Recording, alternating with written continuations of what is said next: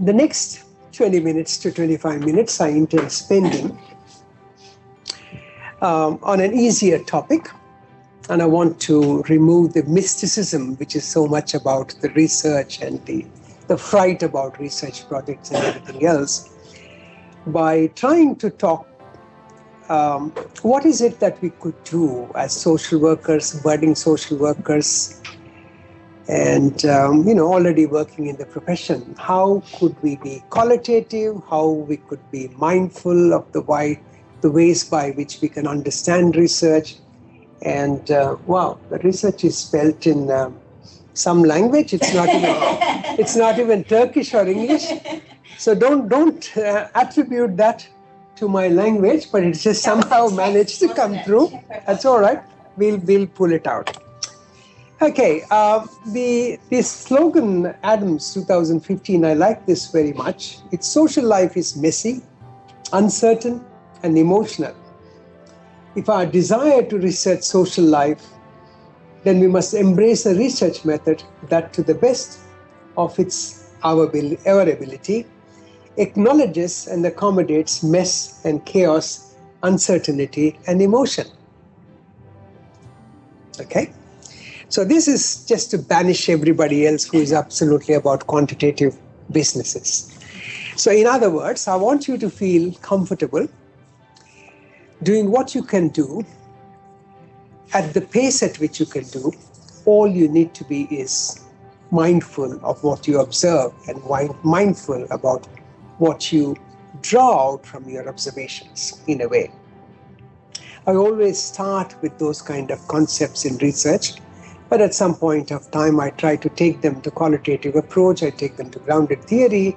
At the same time, don't ever get an impression that I don't like quantity. I do like quantity. I do use them when it is sensible, and I don't worry about it too much when it is not necessary. Particularly in our context, in our social work context, I think it's great for us to look at the qualitative aspects, and I'm glad Shirley is going to do her PhD, or she's almost going to submit in a few months from now, a PhD in grounded theory, and it's one of those fascinating areas, fascinating theories in order for people to have. What do you look at that? When you look at that? I want to be there. You're there. That's right.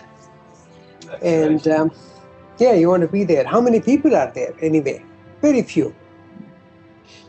Why? Working. Yeah. I know COVID came now, but it is just that people don't have really that kind of time, even on a holiday, particularly when dusk sets in.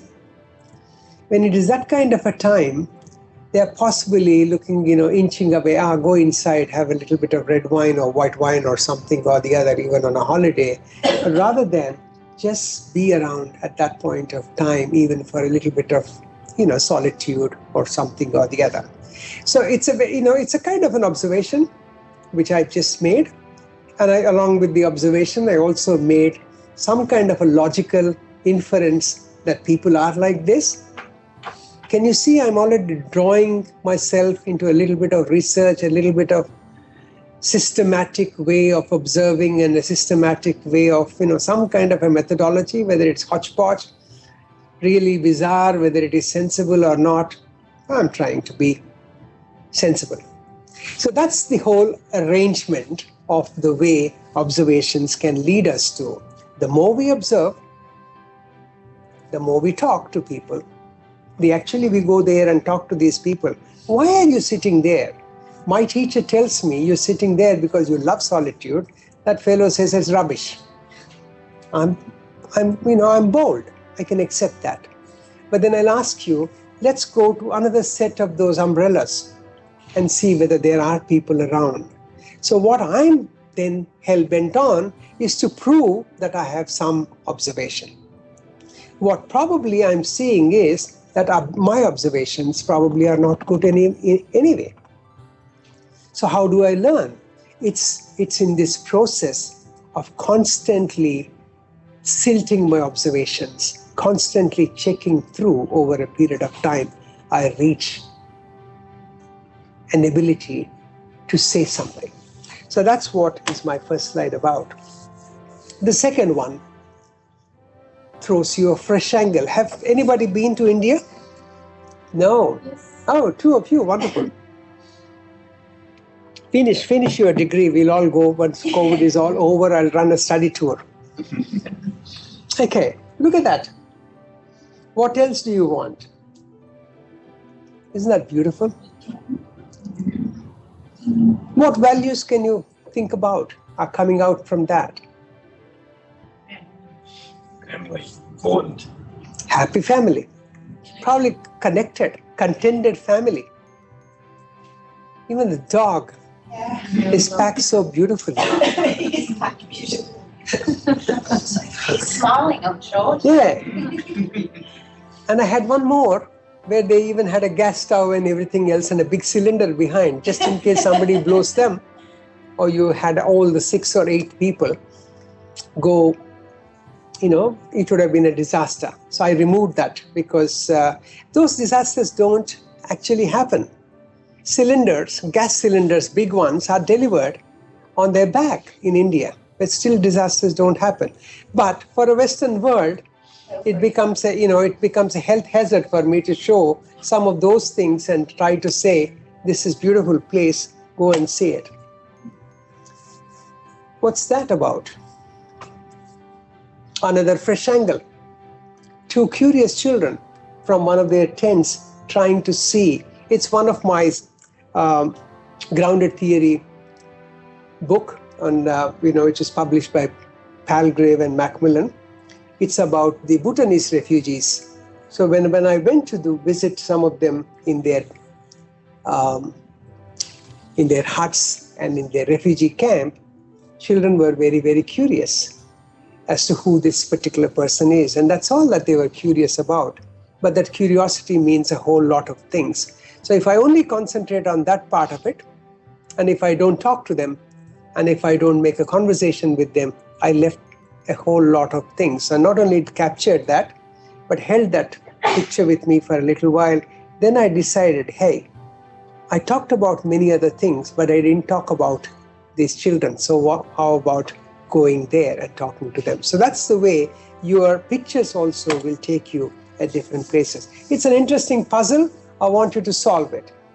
You can see me, that's for sure. And there you can also see a German Vice Chancellor who visited me at some point of time. How many buildings are there?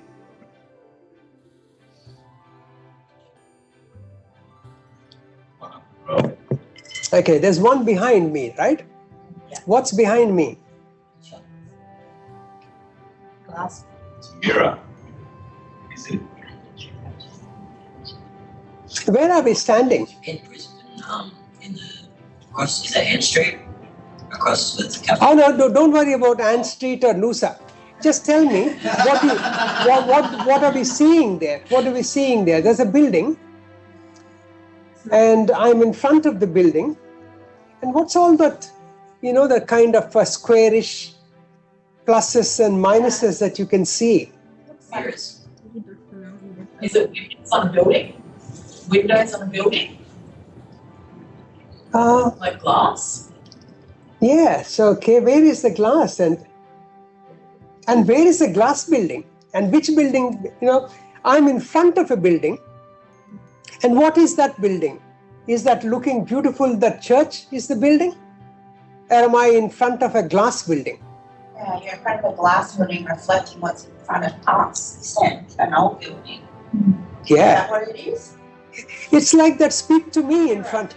It's like that speak to me in front of me in this classroom. So I'm actually in front of that glass building. The glass building has this extreme gray on one side, and in front of it is this old building. The old building has that beautiful church type of structure, and one of those ends up with a small house kind of an area. And of course, there is a canteen or a cafeteria in front of it. It takes time to observe things when photographs like that are given to you. But I tell you one thing, even in nature, our observations, if you're very keen and you're keenly observing, you will find you'll miss something or the other. In this case, we are in front of a building, which is exactly the building which you are seeing in the mirror. Okay? Even this is loaded, so you can play with it, and it'll be on, you'll figure out these kind of things can happen. Loaded in the sense it's very much in our unit somewhere. The quantitative, mixed and qualitative approach. What to do, what not to do is something which will always happen. And at some point of time, research is something that we all have to be thinking about and doing. So what I wanted to concentrate on is just about few slides. We gather data, we begin at a very generic level, we move to some specific focus. That's all that we do. And I'm going to talk about how social workers can do that in a very, very simpler way rather than, and then of course, there are all those other issues too. We've got these ethics issues if you're in university. If you're not in university and trying to do research, and the government will also ask, how much of data can you collect? How do you interpret administrative data that you already have? Various other kinds of questions. But all of that, leave it for the semester. At that point of time, we'll look at it. My entire attempt in these 20-25 minutes is to look at it in a very mindful way and to get you back into a little bit of a reflective way. So there are things which we talk in research. They talk about previous research, that's historical, triangulation, case study method, action research, ethnography, research methods. These are all the research methods. Ethnography is about writing about a culture, writing about life in general. Autoethnography would be about placing yourself into those situations and moving on. It's about self-reflection, a reflexive investigation. That's what we talk about, and I'm going to spend some time on that before we move on to grounded theory or anything or the other. At some point of time, I'll also talk to you in the most simplest way on grounded theory, but in the semester when we move on. We conduct ethnography, and the product is ethnography. It can be done by photography. It can be done by just listening to people. It can be done by constantly immersing yourself. And that is simple. That's a very old concept, not really old. About 20 years ago, it's been brought up. The central point for that is everybody has a story. You have a story. I have a story. How do I get that story told? Who do I tell that story to? To a gossip magazine, to a women's magazine, to a journal, to something in between, a sandwich magazine, to a newspaper. How do I tell my story? And how do I tell that story in a way that it will still prove that it has been done in a scientific way? It has taken into consideration all those aspects of research. That means it is holistic. So there are some terminology here and there that crops up. So what we need to do is, in defense of the story, we have to say, yes, my story is complete. How is it complete? You just said, you can you can tell a story in a day, about the whole day. You can also tell a short story. The shortest story would be what? The cat slept yesterday night. I had a cup of coffee. Full stop. It looks bizarre. But a one-sentence story can also be a story. You want to know more about it? I will tell you then. But otherwise, even one sentence can be a story. Beyond that is what you need to fill up. So everyone has a story. Adoptees, trauma survivors, individuals who go through bereavement, particularly at this point of time, COVID-19. The trauma that we have all gone through, the drama that we are going through right now, hybrid placements, reducing hours, don't know what to do.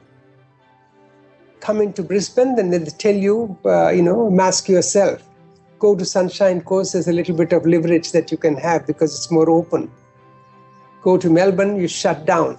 Of course, Melbourne is not shut down at the moment, but somewhere else you'll be shut down.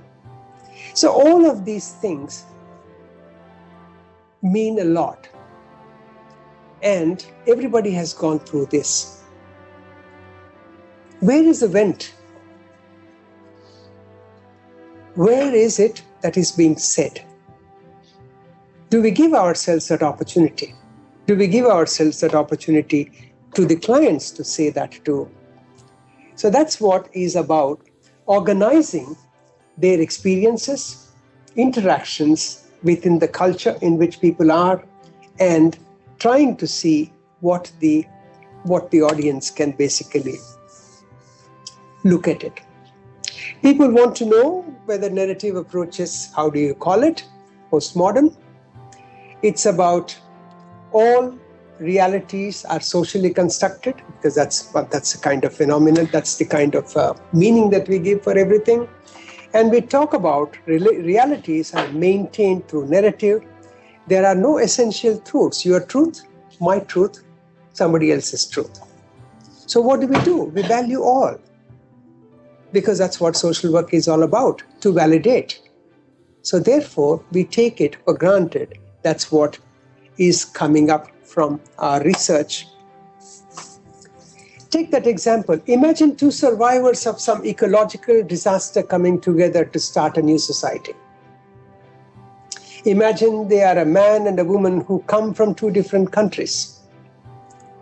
Even if they don't share a culture, language, or religion, and no presuppositions about how labor is to be divided amongst themselves, they will still come to an agreement on how to coordinate. So that's the basic point. So what happens?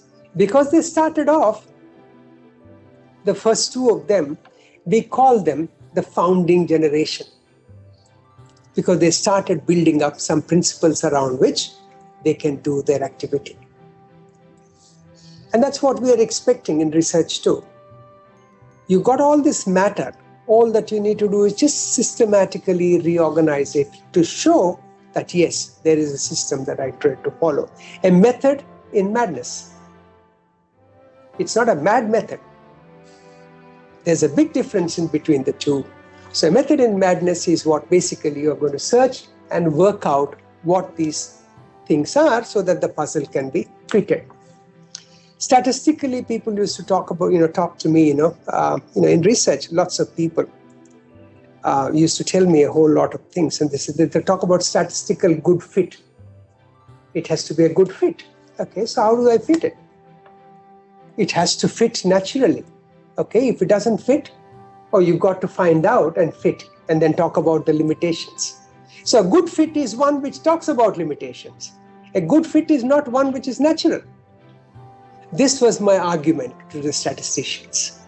What do you do with a natural fit? I'm happy. Then what do you do with that good fit that I tried to do with limitations? I'm happy too. So if you're happy with this and happy with that, why do I need to make you happy? I'm happy without your good fit. So in other words, I'm quite happy being who I am. I'm quite happy being qualitative. I'm quite happy telling my story.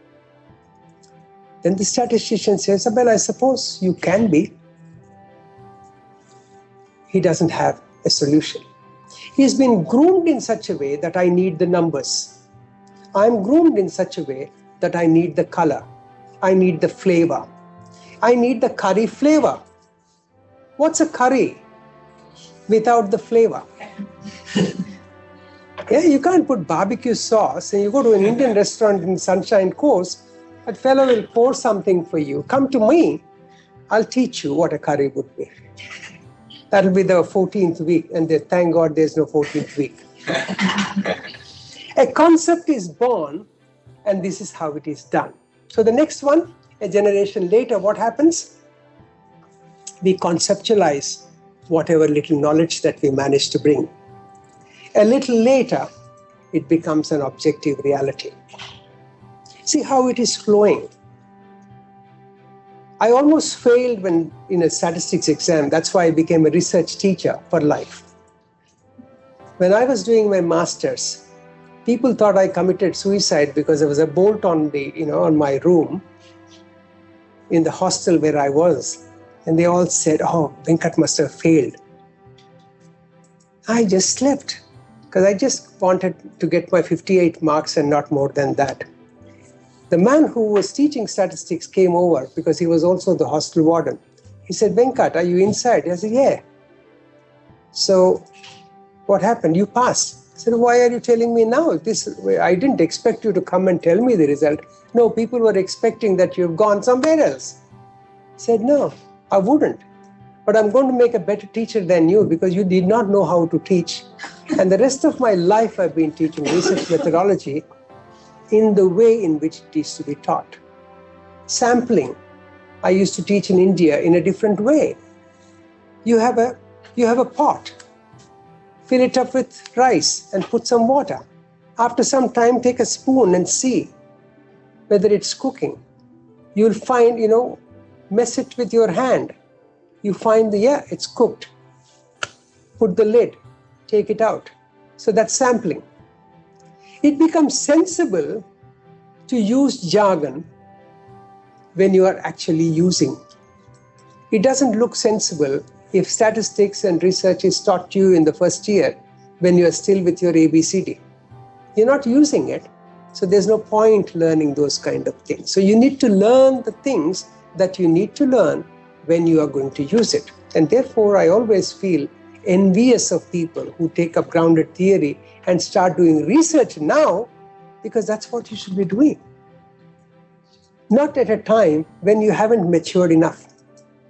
So you got to have that opportunity now to do all the research that you want to do so that you can tell people how objective reality can be perceived. So I look at it in a narrative way. A person's experience of her narrative changes over a period of time. COVID-19, when we started early, the first phase, the second phase, God forbid, we shouldn't be having a third phase, but we don't know. We're still talking about conspiracy theories, whether it's man-made or, whoever, from where it came, we don't know who invented this. Whatever the case is, since we don't know what tomorrow is, since we only knew what yesterday was, and since we are in today, we just have to work with what we have. And what we have being today. So it's observation. And those observations need to be written in such a way that somebody doesn't contest you. And talk to them in such a way that people and culture are in a position to interact.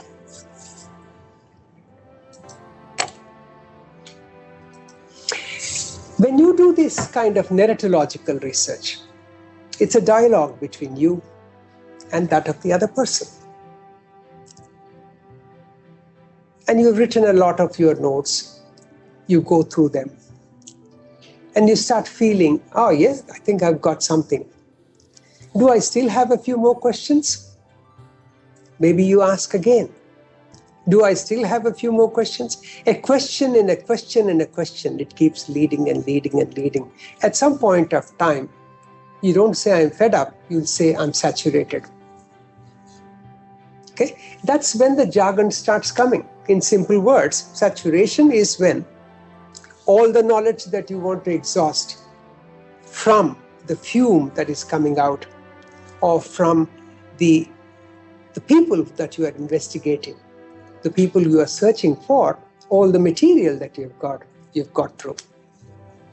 The book that I wrote about Bhutanese refugees was with only 4 people. One mom and dad in Albury, they were the Bhutanese refugees who came from Bhutan. And what is Bhutan? It's a beautiful country, that's what they say. Gross national peace is the product. It's not gross national product. They talk the world's greatest peaceful country. But that's a Buddhist country which threw away 100,000 people and said they are unwanted in their country. So if Buddhists can become violent, who are supposed to be a non-violent country, it became my opportunity to see what was happening there and write that through the people whom we have brought them as refugees into our country. 4 of them. But when I started writing about them, I wasn't writing just an ordinary story, but I was trying to write to them as to how calm they are, how peaceful they are, and what do they think about coming to Australia. So the book turned itself into the spiritual focus of these refugees who are not angry about leaving Bhutan. They said, we worked so hard in that country. We are now pensionable age. Since we have done so much work, God has rewarded us in this country with a pension. Can you imagine something being said like that? That means they look at the whole thing as a whole world in which they are citizens. It doesn't matter to them which country they work, but they managed to get a refugee status here and they got a pension through which they are able to live. And they just said, leave that country for whatever it is. Of course, overnight what the country did was they smashed the roads, they smashed the cities, and they said these 100,000 people never existed there. So it's beautiful, it's come out as a reasonably good book. It's called Lotsampa. At some point of time when you get some time, look at it, put my name and put Bhutanese refugees, it'll come up with a book. And it's all written on grounded theory. So what did I do with them? I started meeting them in Albury, in Wodonga, when I was in Charles Sturt University. Met them, talked to them, and I journeyed with them to Nepal. I journeyed with them to Bhutan. Did I go physically? No. Did they come with me? No. Through them, I went through all that stuff at the last 25 years, how they lived as refugees in some no man's land. Of course, in between, I did go to Nepal to see their no man's land where they lived. I'm a celebrity in Bhutan. In other words, they tore the book many times. I would never be allowed to come to Bhutan because, of the book and the kind of writing that I have done. It doesn't matter to me. The way it is seen and the way we have looked at it, refugee asylum seekers in Australia and everybody else, and we brought it to the world that do not expect any religion, to any spirituality, to be devoid of violence. Everybody has the same capacity. For some reason or the other, when people put their barriers and they decide, you're not one of us, and then they'll push you out. So, humanism doesn't count there. Somebody else's humanism counts. Same thing that you've seen in Lebanon, Israel, and everywhere else. So these are very, very touchy issues. You need narratives there. United Nations can be bothered about the statistics as to how many refugees. My 4 refugees are enough for the 4,000 refugees that we have got in Australia from Bhutan. These 4 led me to a journey of this 25 years. And then we finished that. And of course, I gave the book back to them. So, a prolonged engagement and persistent observation enhances the quality of the narrative. I want you to be in a position to do that sort of work. Don't ever get paranoid when research is being talked about to you. Talk about a few aspects of research that will tell you the essence of what is required. Domestic violence, yeah, I know. Do I need to know how many people in Gold Coast? No. Once I decide I want a zero-tolerance society as far as domestic violence is concerned, I'm already loaded with the kind of research that I need. 4 cases would be just good enough for me to make that law, if I want to. I'm not in power, But if I were to be, I would have made that. So I don't need huge research and data on that. So this is how social work contributes towards research, and we can get rid of that paranoia from other people. There are places where we need to have the metrics. We will talk about that at some point of time. Now, you deal with organizations, you deal with groups, you deal with communities. And what you want to know at some point of time is effectiveness interventions. I'm working with person-centered approach. Is it working? I'm working with social valorization. I'm working with least restrictive alternatives in disability field. Whatever that you fancy, look at it. Has it worked with one? Has it worked with number two? Has it not worked with somebody else? Go to strength-based practice back again. See, why is it didn't work with somebody else? Look for that very, very parochial, limited limitations that could possibly be there, which surrounded that particular case. And what is that? Exceptions. That's what we'll come out with. So people do systematic investigations, literature reviews and everything else. Often we are told, hey, you need a literature review before you start. And, Shirley and I will say, oh, yeah, okay. Because we don't want to dissuade you, but we will say, why do I need? I started with the photograph, the Bali photograph, and I started looking curiously, why only 3 people are not sleeping? All the others are vacant. You talked about it's dusk, mosquitoes are coming, so people have gone away. But I decided I'm going to talk to these 3 people. Why is it they love to have their loneliness? Why is it that they are basking in that sunset? I'm curious. I didn't want to take the mosquito repellent as an issue and run away with them and finish my research. It's a question of what you would like to do with what is the motive in that particular issue. And that's how we will move on. One of the things that I talked about is, earlier I said, the more you observe, in the whole issue of observations,